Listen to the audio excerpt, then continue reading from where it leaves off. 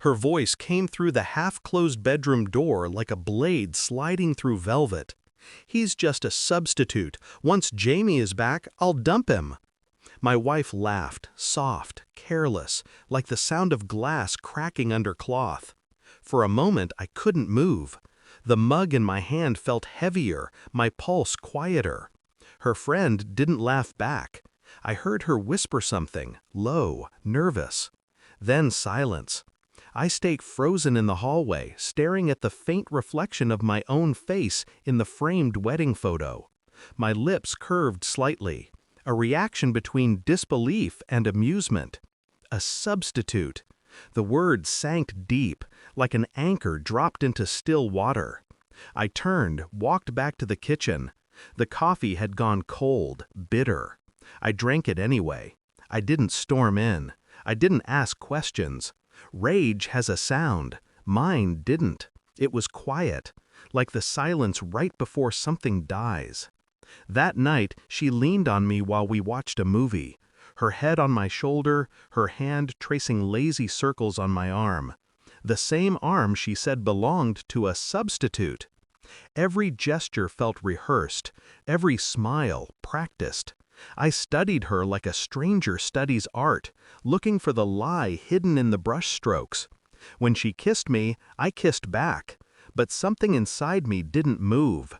Jamie. The name looped in my mind, a ghost I hadn't known existed. I recalled fragments, old photos, a few mentions years ago, an old friend, she had said once. Her eyes had softened then, the way eyes soften only for things that once burned. Now I knew. Jamie wasn't gone, just delayed. I lay awake that night, the weight of her breath steady on my chest, and thought about how easy it is to love an illusion, how easy to mistake routine for devotion. By morning, my decision was already forming. If I was a substitute, I wanted to know who I was replacing, and why she ever thought I wouldn't find out. The next few days I became methodical. She'd leave her phone face down now. She never used to. She typed fast, then smiled faintly at nothing. I didn't ask. I listened instead, to tone, pauses, the slight tremor when she lied. At work, I searched Jamie's name. There were traces, social media fragments, a return post. Back in town, new beginnings. New beginnings? For whom? I checked our call logs. Quiet hours between midnight and 2. Private number, short calls. Once, while she showered, I mirrored her phone onto mine. The messages were there, a history of longing written in half sentences. I wish you were here, soon. He's good, but he's not you. I stared at the screen until the words stopped meaning anything. Then I forwarded everything to myself. That night I made dinner, candlelight, music, the performance of a husband still in love. She smiled, said I'd been distant lately. I apologized, told her work was stressful. She believed it. I almost admired her confidence, the way she lied with elegance. But under the calm, something was evolving in me, something deliberate, surgical. Revenge doesn't grow in rage. It grows in patience. A week later, I called Jamie. He answered on the third ring. I said nothing at first, just listened. His breathing was uneven. He knew who I was. I think, I said quietly, you've been talking to my wife. Silence. Then, it's complicated. Not really, I said. I just wanted to thank you for confirming. I hung up before he could respond. The next day, I printed the messages. Every one.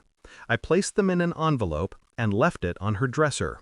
When she found it, her face drained. Where did you... I didn't answer. I watched her hands shake, watched her mind race for an explanation that could make her seem less monstrous. It wasn't like that, she whispered. It was exactly like that, I replied, calm, almost gentle. Her tears came too quickly, too easily. I realized then she wasn't crying for me. She was crying for herself, for being caught. That night she came to the living room, eyes swollen, voice trembling. "I made a mistake," she said. "You're the one I love." I looked at her for a long time, studying every word that left her lips. Then I smiled, the same way she used to smile when lying. "I know," I said. "That's why I forgave you." Relief flickered in her eyes. She reached out to touch me. I let her. Then I handed her the folded sheet of paper. Our mortgage transfer. Her name removed. Her fingers trembled as she opened it. What is this?" "Freedom," I said.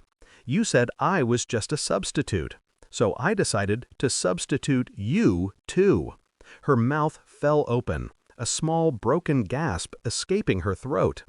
I stood, picked up my coat, and walked past her. The silence behind me felt heavier than any scream could have been. I didn't look back. The night air outside was cold, clean. I breathed it in slowly, feeling the weight of her voice finally dissolve. People think revenge is about hurting someone. It isn't. It's about removing them from the equation entirely. She would wake tomorrow in the house that wasn't hers anymore, surrounded by memories that no longer belonged to her. Every photo, every wall would remind her of the one thing she lost. Not my love, but my silence. Because silence, once it turns against you, never stops echoing. I walked until the streetlights thinned, until I felt nothing but clarity.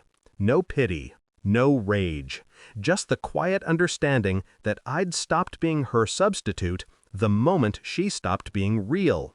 And for the first time in months, I didn't need to be anyone's replacement. I was enough.